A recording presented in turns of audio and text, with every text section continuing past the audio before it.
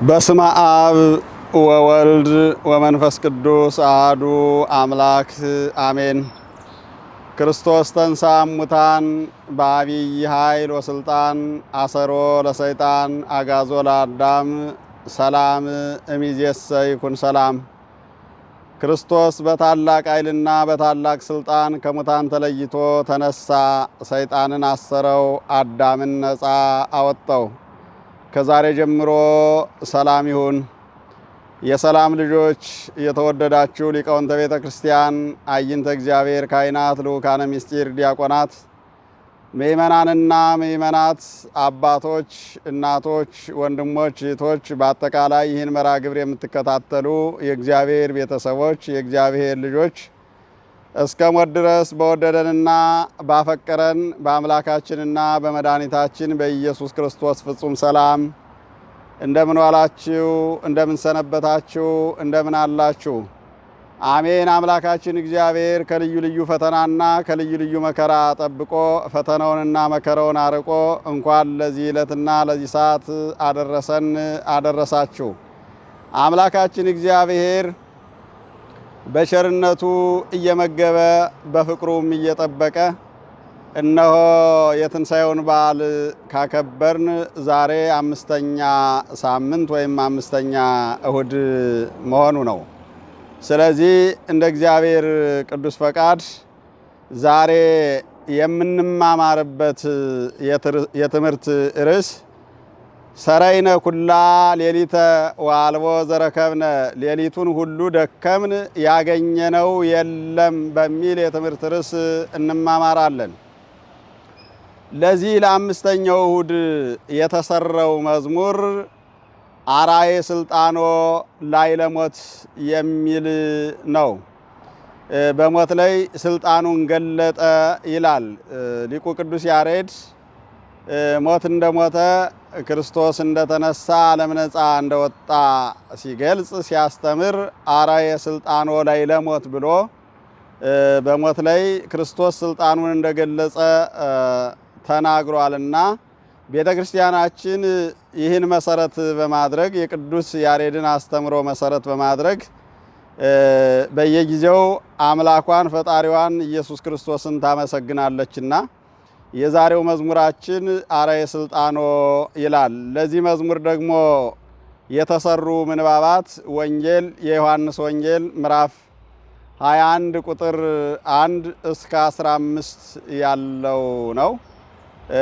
የሐዋርያት ሥራ ምዕራፍ 10 ቁጥር 39፣ አንደኛ መልእክት ሮሜ 1 14፣ ሁለተኛ መልእክት ደግሞ ራዕየ ዮሐንስ ምዕራፍ 20 ቁጥር 1 ያለው ነው ማለት ነው።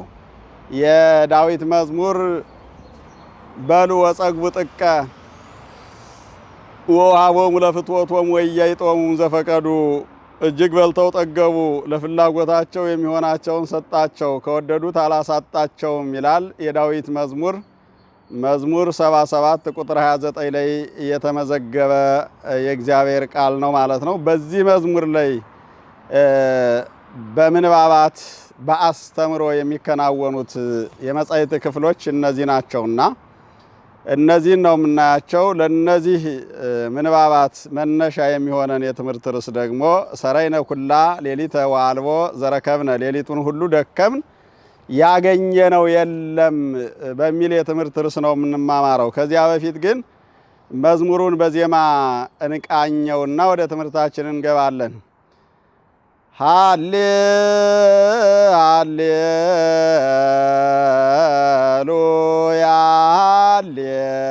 ሃሌ ሃሌሉያ ሃሌሉያ ሃሌሉያ አርአየ ስልጣኖ ላዕለ ሞት፣ አርአየ ስልጣኖ ላዕለ ሞት፣ ንጉሠ ነገሥት እግዚአ ጋይስት፣ አርአየ ስልጣኖ ላዕለ ሞት ዘይሴብሕዎ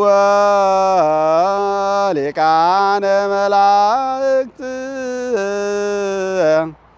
ይሰግዱ ሎቱ ቅድሜሁ በፍርሃት አርአየ ስልጣኖ ላዕለ ሞት ይቤሎሙ ኢየሱስ ለአይሁድ አመ ይእዝዎ በይእቲ ሌሊት አርአየ ስልጣኖ ላዕለ ሞት ተናገሮሙ ወይቤሎሙ ከመ ሰራቂ መጻእክሙ ታዙኒ በሌሊ በመጥባይት አርአየ ስልጣኖ ላዕለ ሞት ኦ ትዕግስት ወአርምሞት በፍቅረ ዚአነ በጻ እስከ ለሞት አርአየ ስልጣኖ ላዕለ ሞት ወንሕነኒ ንግበር ቅድስተ ፋሲካ በሐሴት አርአየ ስልጣኖ ላዕለ ሞት ገባሬ ሕይወት ክርስቶስ አርአየ ስልጣኖ ላዕለ ሞት በሞት ላይ ስልጣኑን ገለጠ። ንጉሠ ነገሥት ክርስቶስ የነገሥታት ንጉሥ ክርስቶስ በሞት ላይ ስልጣኑን ገለጠ። እግዚአ አጋዕዝት ንጉሠ ነገሥት የጌቶች ጌታ የነገሥታት ንጉሥ ክርስቶስ በሞት ላይ ስልጣኑን ገለጠ። ዘይሴብሕዎ ሊቃነ መላእክት የመላእክት አለቆች የሚያመሰግኑት ይሰግዱ ሎቱ ቅድሜሁ በፍርሃት በመንቀጥቀጥ በፊቱ የሚሰግዱለት እሱ በሞት ላይ ስልጣኑን ገለጠ። ይቤሎሙ ኢየሱስ ለአይሁድ ጌታ ክርስቶስ ኢየሱስ አይሁድን እንዲህ አላቸው። አመ ይእዝዎ በይእቲ ሌሊት በዚያች ሌሊት በያዙት ጊዜ እንዲህ አላቸው። ከመ ሰራቂ መጻእክሙ ታዙኒ በሌሊት በመጥባይት እንደ ሌባ እንደ ወንበዴ ካራ ቢላዋ ሰይፍ ጎመድ ይዛችሁ ልትይዙኝ መጣችሁ አላቸው። አርአየ ስልጣኖ ላዕለ ሞት በሞት ላይ ስልጣኑን ገለጸ። ተናገሮሙ ወይቤሎሙ እንዲህ አላቸው ተናገራቸው። ከመ ሰራቂ መጻእክሙ ታዙኒ በመጥባይት እንደ ሌባ በሰይፍ ልትይዙኝ መጣችሁ። ኦ ትዕግስት ኦ አርምሞት ምን አይነት ትዕግስት ነው? ምን አይነት ዝምታ ነው? በፍቅረ ዚአነ በጻ እስከ ለሞት በእኛ ፍቅር እስከ ሞት ድረስ ደረሰ። ስለዚህ እኛም ወንነኒ ንግበር ቅድስተ ፋሲካ በሐሴት እኛም ይህ ስለተደረገልን የተቀደሰችውን ፋሲካ በደስታ እናክብር እናድርግ። አርአየ ስልጣኖ ላዕለ ሞት በሞት ላይ ስልጣኑን ገለጠ። ገባሬ ሕይወት ክርስቶስ የሕይወት ባለቤት የሕይወት መገኛ የሕይወት ፈጣሪ ክርስቶስ በሞት ላይ ስልጣኑን ገለጠ ብሎ ቅዱስ ያሬድ መድኃኔ ዓለም ክርስቶስ በዕለተ ዓርብ ያደረገውን የቤዛነት ሥራ የማዳን ሥራ ሞትን እንደገደለው አይሁድ በግፍ እንደያዙት እንደ ወንበዴ እንደ ሌባ እንደ ቀማኛ ጎመድ ሰይፍ መሳሪያ ይዘው መጥተው እንደያዙት ግን እሱ ደግሞ ሞትን እንዳጠፋ እንደገደለ ያ ይህን ያደረገው ክርስቶስ ሊቃነ መላእክት የሚሰግዱለት የነገሥታት ንጉሥ የጌቶች ጌታ መሆኑን ገልጾ ቅዱስ ያሬድ ተናግሯል ማለት ነውና ምንድነው ያለው? በሞት ላይ ስልጣኑን ገለጠ ነው የሚለው። በሞት ላይ ስልጣኑን ገለጠ ማለት ሞትን ገሎ አሳየን። ሞትን አቅም እንደሌለው አቅም የሌለው አድርጎ አሳይቶናልና ያንን የሚመለከት መዝሙር ነው ማለት ነው። ስለዚህ ትንሣኤውን የተመለከተ ሞት በትንሣኤ ስለተገደለ፣ ሞት በትንሣኤ ስለሞተ፣ ሕይወት ለዓለም ስለተሰጠ ስለተሰራ ያንን የሚያሳይ ያንን የሚያስረዳ መዝሙር ነበር ቅዱስ ያሬድ የዘመረልንና ይህን ይመስላል። እንመለስበታለን። ወደ ርዕሳችን እንመለስና ሰረይነ ኩላ ሌሊተ ወአልቦ ዘረከብነ፣ ሌሊቱን ሁሉ ስንደክም አደርን ያገኘነው ነገር የለም ይላል። የዮሐንስ ወንጌል ምዕራፍ 21 ቁጥር 6 ላይ የተመዘገበ ቃል ነው። ሌሊቱን ሁሉ ስንደክም አደርን ያገኘነው ነገር የለም። ይህን የተናገሩት በጥብርያዶስ ባሕር አሳ ለማጥመድ በሌሊት ተሰማርተው የነበሩት 7ቱ ሐዋርያት ናቸው። ክብር ይግባውና መድኃኔ ዓለም ክርስቶስ በዕለተ ዓርብ በመልዕልተ መስቀል ተሰቅሎ ሙቶ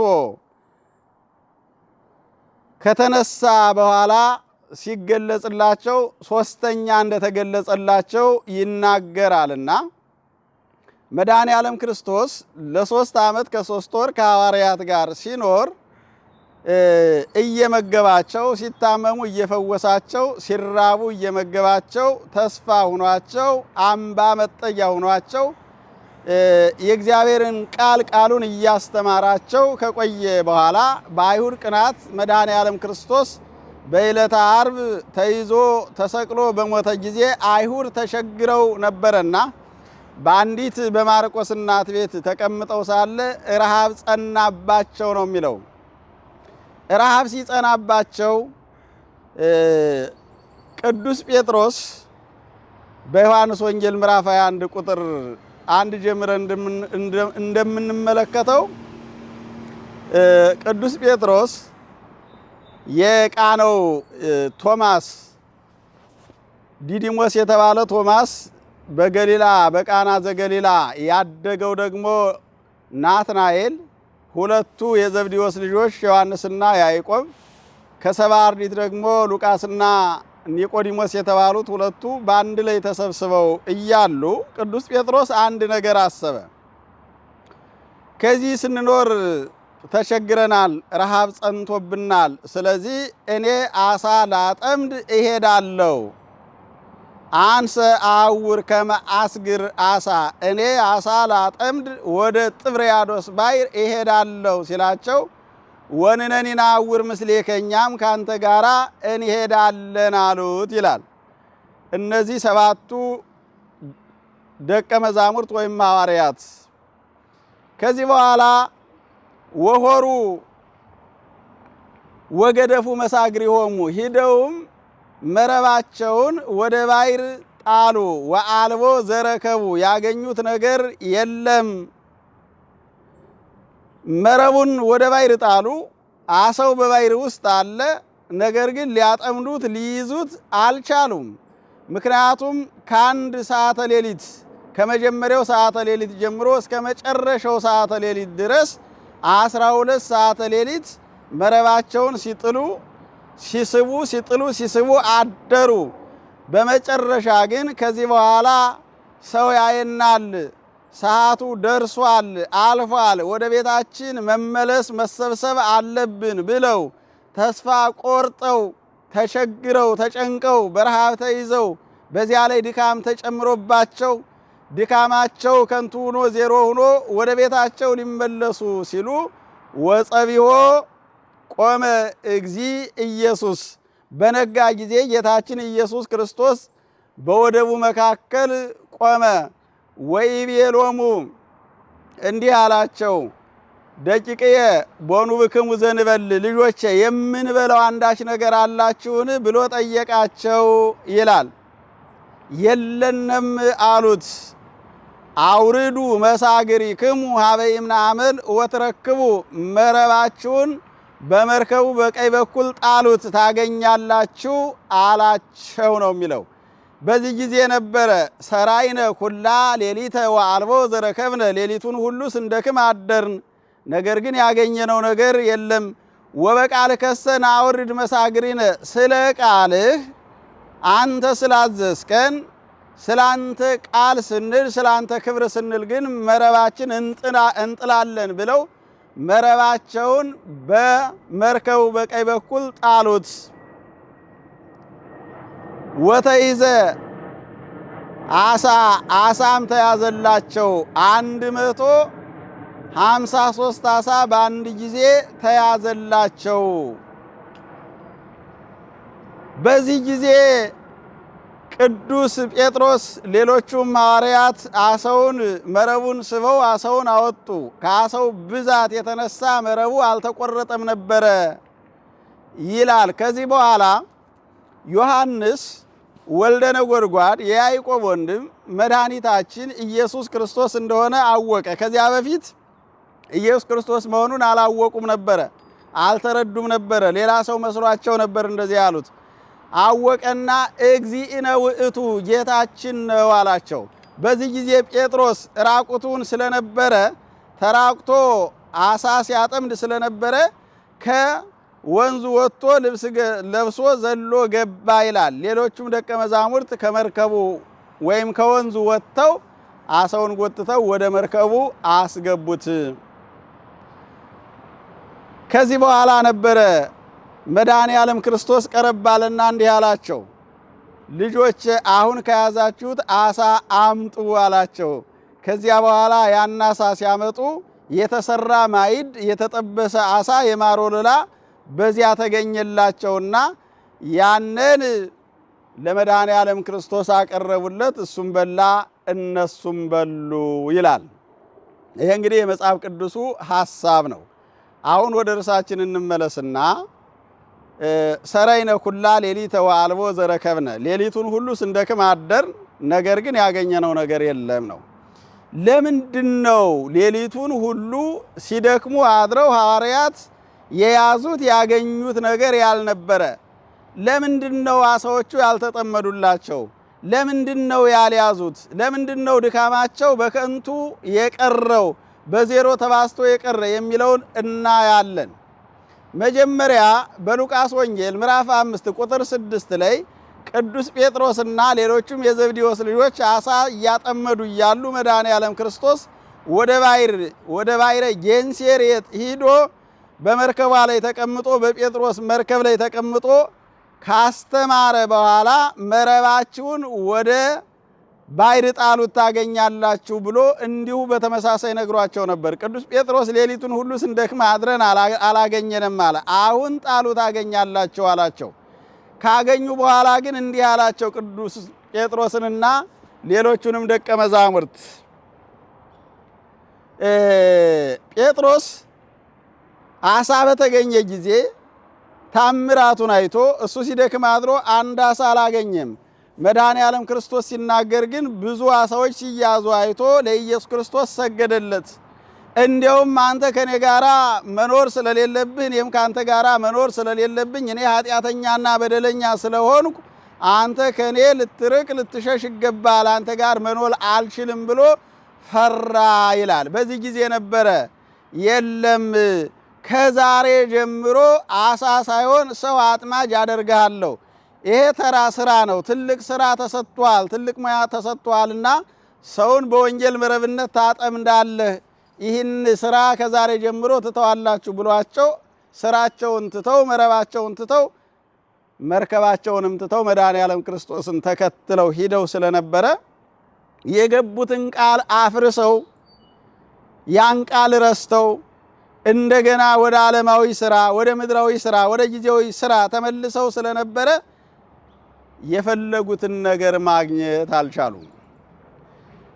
ዛሬ ብዙ ሰዎች በቀላሉ መኖር እየቻሉ፣ በቀላሉ ማግኘት እየቻሉ፣ በቀላሉ መክበር እየቻሉ፣ በቀላሉ ፍላጎታቸውን ፈቃዳቸውን ማሟላትና ማሳካት እየቻሉ ነገር ግን ማስገኘውን ወይም ማግኘውን ባለመያዛቸው መላ ዘመናቸውን በሌሊት ሲደክሙ የሚኖሩ፣ በጨለማ ሲደክሙ የሚኖሩ፣ ጉዟቸው የጨለማ ጉዞ የሆነባቸው፣ ኑሯቸው የጨለማ ኑሮ የሆነባቸው፣ በቀን እየተንቀሳቀሱ ሕይወታቸው ጨለማ የሆነባቸው ብዙ ሰዎች አሉ። ለምን?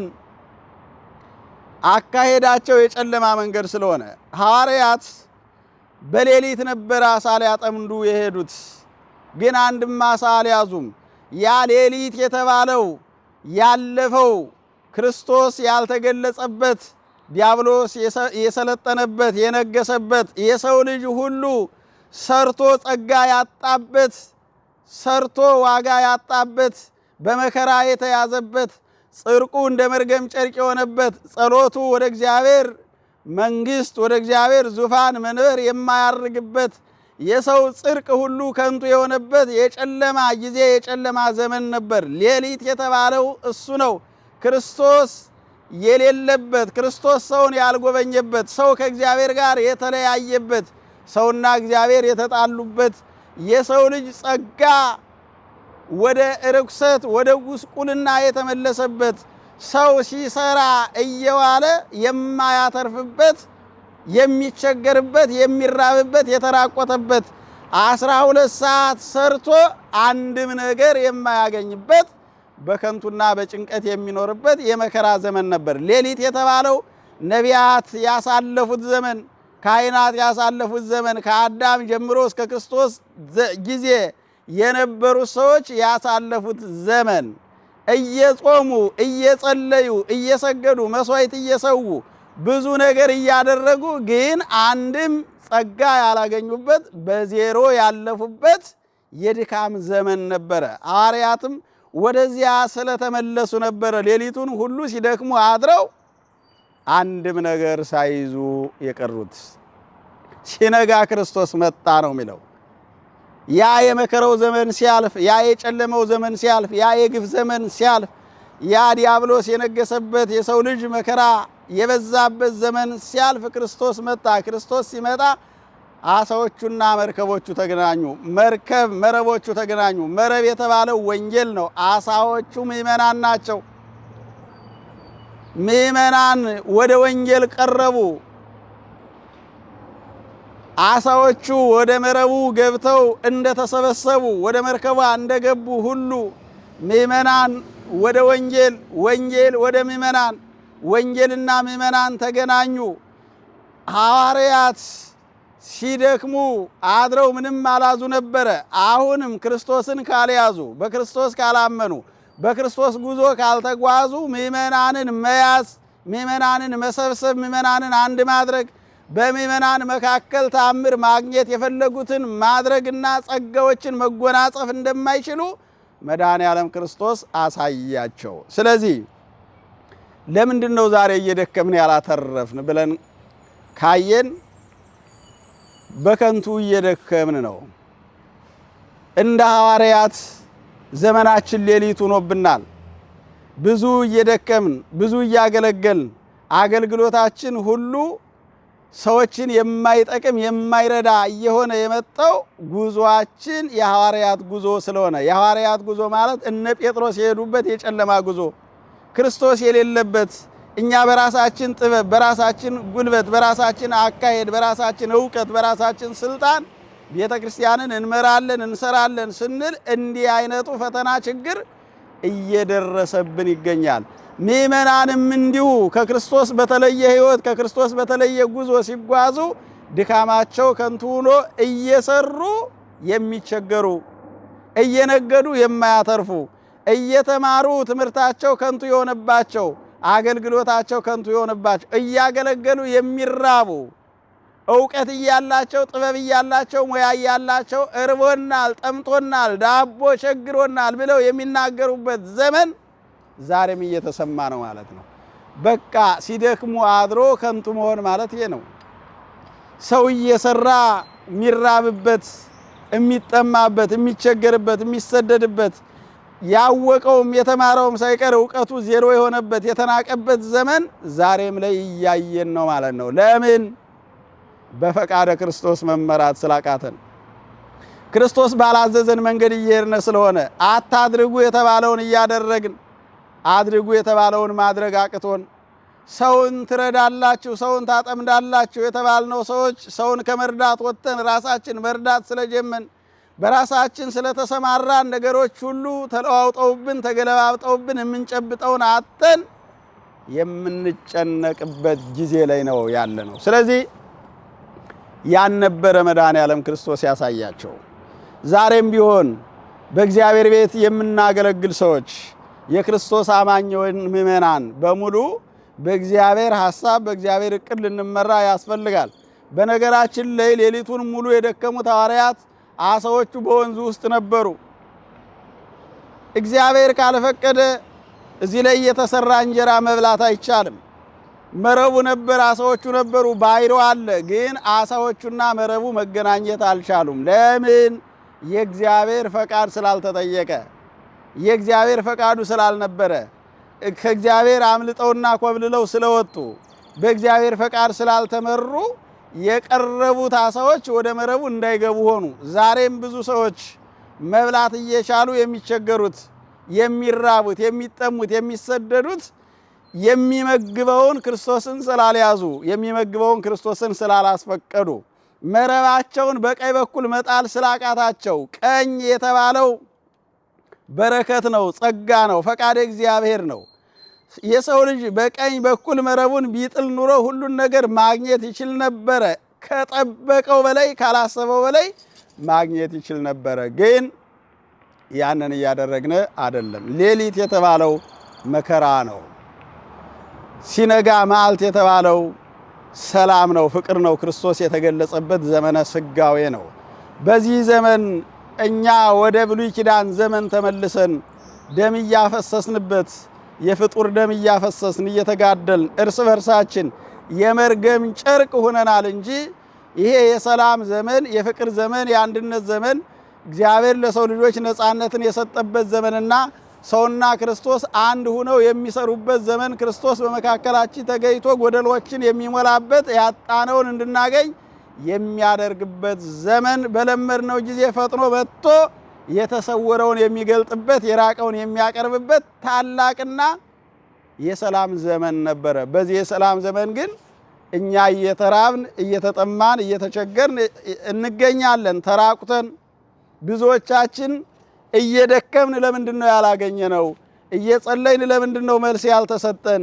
ብዙ እንደክማለን፣ እናስቀድሳለን፣ ማሕሌት እንቆማለን፣ መስዋዕት እናቀርባለን፣ የሚገባውን ነገር እናደርጋለን። ግን ፍላጎታችን አልተሟላም። ዘመናችን፣ ኑሯችን፣ ሕይወታችን ሁሉ ጨለማ ሌሊት ሆኖብናል ብለን ሁልጊዜ በጨለማ የምንጓዝ ሰዎች አለን። ግን ሌሊቱን የሚያስወግደውን ክርስቶስን መያዝ አልቻልንም። ጨለማውን የሚያርቀውን ክርስቶስን መያዝ አልቻልንም። የጨለማ መጋረጃ ጋርዶ የሚያለፈን ጨለማውን የሚያስወግደውን ክርስቶስን መያዝ አቅቶን ወይም ደግሞ ከእሱ ጋር መኖር ስላቃተን አሁንም በጨለማ እንጓዛለን፣ በጨለማ እንኖራለን። ያ እንዳይሆን በሌሊት መጓዙን ትተን በቀን እንጓዝ። በዲያብሎስ ሐሳብ መመራቱን ትተን በክርስቶስ ሐሳብ እንመራ። ሌሊት የተባለው የዲያብሎስ ሐሳብ ነው። መዓልት የተባለው የክርስቶስ ሐሳብ ነው። ሌሊት የተባለው ኃጢአት ነው። መዓልት የተባለው ጽድቅ ነው። ሌሊት የተባለው ኦሪት ነው። መዓልት የተባለው ወንጌል ነው። ሌሊት የተባለው ያለፈው የመከራ የመርገም የፍዳ ዘመን ነው። መዓልት የተባለው ደግሞ አሁን ዓመተ ምሕረት ዓመተ ሰላም ዘመነ ምሕረት ዘመነ ሰላም የተባለው የክርስቶስ ዘመን ነው። ሰው ሁሉ ከክርስቶስ ጋር እንዲኖር የተፈቀደበት የክርስቶስን ሥጋውን በልቶ ደሙን ጠጥቶ ከክርስቶስ ጋር ተዋሂዶ እንዲኖር በሩ የተከፈተበት እግዚአብሔር ልጁን ወደ ዓለም ልኮ ሰውና እግዚአብሔር አንድ ሆነው እንዲኖሩ የተፈቀደበት መድኃኔ ዓለም ክርስቶስ ብትከፍቱልኝ ወደ ቤታችሁ እገባለሁ ማዕድ አብሬ እበላለሁ እያለ የሚጠይቅበት በሩን የሚያንኳኳበት የሰው ልጅ ለመዳን ቢዘጋጅ ድነት በየቀኑ የሚሰጥበት የእግዚአብሔር ቸርነት የተገለጸበት ዘመን ነው። ስለዚህ መዓልት እያለ በሌሊት በጨለማ አንቸገር። መዓልቱ ከኛ ጋር አለ፣ እሱም ክርስቶስ ነው። ሐዋርያው ቅዱስ ጳውሎስ በሮሜ መልእክቱ ምዕራፍ 13 ቁጥር 12 ላይ እንዲህ ይላል፣ ሀለፈት ሌሊት ወመጻት መዓልት፣ ሌሊቱ አለፈ መዓልቱ ብርሃኑ መጣ፣ ወንግድፍ እምላይሌነ ምግባረ ጽልመት፣ ከኛ የጨለመውን ሥራ እናስወግድ።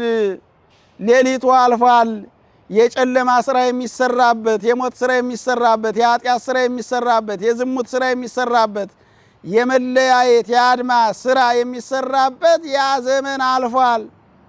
ዲያብሎስ ነጣጥሎ የሚገዛበት፣ ለያይቶ የሚገዛበት፣ ሰውን የሚያሰቃይበት የመከራ ዘመን አልፏል። አሁን ብርሃን ተተክቷል። የብርሃን ዘመን ደግሞ የክርስቶስ ዘመን ነው። በክርስቶስ መለያየት የለም። ሁሉም በክርስቶስ አንድ ነው። ክርስቶስ ለሁሉ ይበቃል። ኃጥእ ጻድቅ፣ አማኒ መናፍቅ ሳይል ሁሉንም መቀበልና ወደሱ የቀረቡትን ማጽደቅ ማክበር ይችላል። እግዚአብሔር ባለጸጋ ነው፣ ለሁሉ ይበቃልና በጨለመው አንመላለስ። ወንግድፍም ላዕሌነ ምግባረ ጽልመት፣ የጨለመውን ስራ ከኛ እናስወግደው ነው የሚለው። የጨለማ ስራ ይታወቃል። ሰው በጨለማ መልካም ነገር አይሰራም። በጨለማ የሚሰራ ስራ የታወቀ ነው። የጨለመው የዲያብሎስ ፈቃድ የሚሰራበት ስራ ነውና የሰው ልጅ ወደ ብርሃኑ ወደ ሰላሙ መጥቶ በዚያ መንገድ እንዲመራ መድኃኔዓለም ክርስቶስ ጥሪ ያደርጋል። ሐዋርያትም ጥሪ አድርገዋል። በዚያ መንገድ የምንመራ ከሆነ መድኃኔዓለም ክርስቶስ መንገዶቹን አመቻችቷል። ያ የዮሐንስ ራእይም የሚያሳየን እሱን ነው። ብፁዕ ቅዱስ ውእቱ ዘረከበ ክፍለ በትንሣኤ እንተ ትቀድም መጽያ፣ አስቀድማ በምትመጣው ትንሣኤ ድልን ያገኘ እሱ ብፁዕና ቅዱስ ነው። አስቀድማ በምትመጣው ትንሣኤ ማለት አሁን ብርሃን ሳለ በብርሃኑ የሚመላለስ በጨለማ ያልተያዘ ከኃጢአት የወጣ ከሞት የወጣ ከክደት የወጣ ከዲያብሎስ ሐሳብ የወጣ ሕሊናውን ለመልካሙ ሥራ ያነሳሳ ለወንጌል ያነሳሳ ከሞት ያመለጠ ሕይወትን የመረጠ በክርስቶስ አኗኗር ለመኖር የወደደ ሥጋውን የበላ ደሙን የጠጣ በክርስቶስ ሕይወት የሚኖር በክርስቶስ እርምጃ የሚራመድ እንደ ክርስቶስ አኗኗር መኖር የሚችልና ያንን የመረጠው ሁሉ ንዑድና ቅዱስ ነው፣ ብፁዕና ቅዱስ ነው። መጀመሪያ የተነሳ ከሞት በኋላ ከሚነሳው ትንሣኤ አስቀድሞ በሕይወተ ሥጋ እያለ የተነሳ እውነትንና ጽድቅን ያወቀ በዚያ መንገድ የሄደ ጨለመውንና ብርሃኑን የለየ በከንቱ ያልደከመ የሚደክምበትን ያወቀ በድካሙ ያፈራና የተለወጠ ወደ ወንጌል ሕይወት የመጣ የወንጌልን ሕይወት ያወቀ ሁሉ እሱ ንዑድና ክቡር ነው። ወይነግሡ ምስለ ክርስቶስ፣ ከክርስቶስ ጋር 1000 ዘመን ይነግሳሉ። ከዚያ በኋላ ሞት የለም፣ ረሃብ የለም፣ ጥም የለም ብሎ ቅዱስ ዮሐንስ በራእዩ ነግሮናል። ስለዚህ እኛም ቢሆን ሌሊቱን ሁሉ እየደከምን ዘመናችን ማሳለፍ የለብንም። ሌሊት የተባለው የኃጢአት ስራ ነው። ሰው ለኃጢአት መርከም የለበትም፣ መሞት የለበትም። ከጽድቅ ስራ መራቆት ከሕይወት ስራ መራቆት የለበትም። አሳዎች የተባሉት ምእመናን ናቸው፣ ጸጋዎች ናቸው። እነዚያን ለማግኘት በቀን መመላለስ፣ ወንጌልን ማወቅ፣ ወደ መረቡ መግባት ያስፈልጋል። እንደዚያ ስንሰራ መድኃኔዓለም ክርስቶስ ነገሮችን ሁሉ ያስተካክልልናል። ቅዱስ ያሬድ አርአየ ስልጣኑ ላይ ለሞት፣ በሞት ላይ ስልጣኑን አሳየ ነው ያለው። ገለጠ ነው። ሞት ሙቷል ነው። ሞት ተወግዷል። ታዲያ ሞት ከሞተ ሞት ከተወገደ ዛሬ የሰው ልጅ እንዴት ይሞታል? እንዴት በኃጢአት ይኖራል?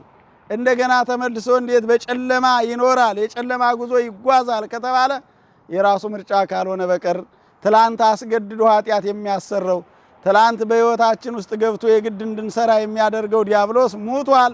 ከዚያ ሕይወት ተለይቷል። አሁን በፈቃዳችን ካልሆነ በቀር በአዳም ምክንያት አስገድዶ ኃጢአት የሚያሰራን ወደ ኃጢአት የሚወስደን ሞት ዲያብሎስ ሙቶልናል፣ ተወግዶልናል። ያንን አውቀን ግን የመዓልት ስራ የብርሃን ስራ እንድንሰራ መድኃኔዓለም ክርስቶስ ጥሪ ያደርግልናል። እንደዚያ ስንሰራ ነው ነገሮችን ሁሉ በአግባቡ ተረድተን አውቀን በመዓልት መንቀሳቀስ የምንችለው።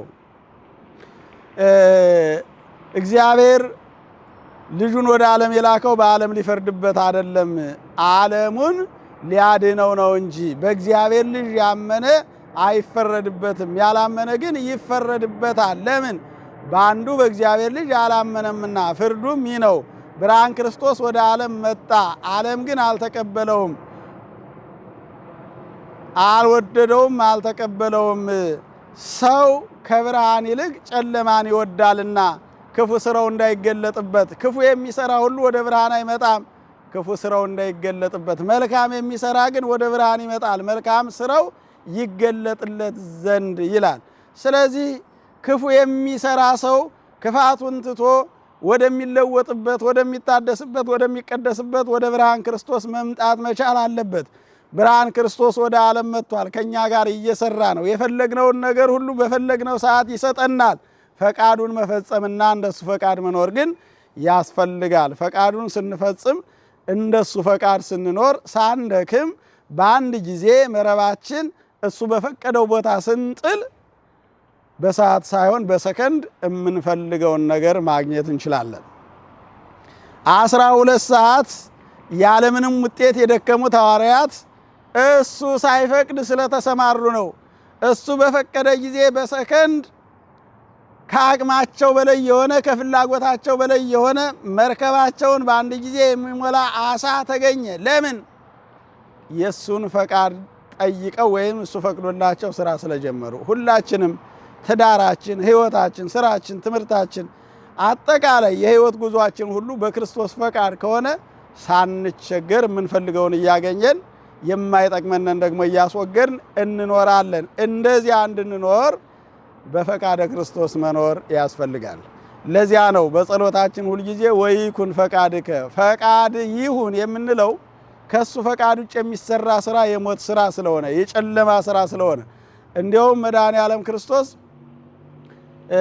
አነ ውእቱ ሐረገ ወይን፣ የወይን ሐረግ እኔ ነኝ፣ ወአቡየ ተካልሁ፣ ተካዩ አባቴ ነው። አነ ውእቱ ጉንደ ወይን፣ የወይን ግንድ እኔ ነኝ። ወአንትሙ አይጹቂሁ፣ ቅርንጫፎቹ ደግሞ እናንተ ናችሁ። ንበሩ ብዬ በእኔ ኑሩ፣ ወአነ ይብክሙ፣ እኔም በእናንተ ኖራለሁ። እስመ አልቦ ዘተክሉ ገቢረ ወይምንትኒ ዘእንበሌ፣ ከእኔ ፈቃድ ውጭ ምንም የምትሰሩት ስራ የለምና ብሏል። አሁን ዓለም ይደክማል እንጂ ክርስቶስ ከፈቀደው ፈቃድ ውጭ ምንም ሊያተርፍ ምንም ሊሰራ አይችልም። ይህንን አውቆ ቢመራ ዓለም አይቸገርም ነበር። አንዱ አንዱን አይጎደውም፣ አንዱ አንዱን አይገለውም፣ አንዱ በአንዱ ላይ ጠላት አይሆንም ነበር። ያለ እግዚአብሔር ፈቃድ የሰው ልጅ የማይኖር መሆኑን፣ የማይሰራ መሆኑን፣ የማይከብር መሆኑን ቢያውቅና ቢያምን ቢረዳ የሁሉ ንትርክ፣ የሁሉ ብጥብጥ፣ የሁሉ ደም መፋሰስ፣ የሁሉ መከራ ባልመጣ ነበር። ክርስቶስ ባሰማረው፣ ክርስቶስ በመረው፣ ክርስቶስ በፈቀደለት አኗኗር ሁሉም ሰው እንደ እግዚአብሔር ፈቃድ መኖር ይችል ነበረ። ግን በራሴ ፈቃድ እኖራለሁ ሲል ዓለምን ያበላሻታል፣ እያበላሻት ነው። ዓለም የተቸገረውም ሰው በራሱ ፍላጎት፣ በራሱ ፈቃድ፣ በራሱ ምርጫ፣ በራሱ ስሜት እየሄደ ስለሆነ ነው። ይሄ ግን የጨለማ ጉዞ ያላተረፍንበት፣ ሐዋርያትም ያላተረፉበት፣ ደክመው የቀሩበትና ያፈሩበት የተሸማቀቁበት ስለሆነ እኛም ይህን ጉዞ ትተን በእግዚአብሔር ፈቃድ በክርስቶስ ፈቃድ እንድንመራ አምላካችን መድኃኔዓለም ክርስቶስ ይርዳን፣ ያግዘን። ያስተማረንና የመከረን የገሰጸን የአባቶቻችን አምላክ አምላከ ቅዱሳን አምላካችን እግዚአብሔር የተመሰገነ ይሁን። ወስብሐት ለእግዚአብሔር።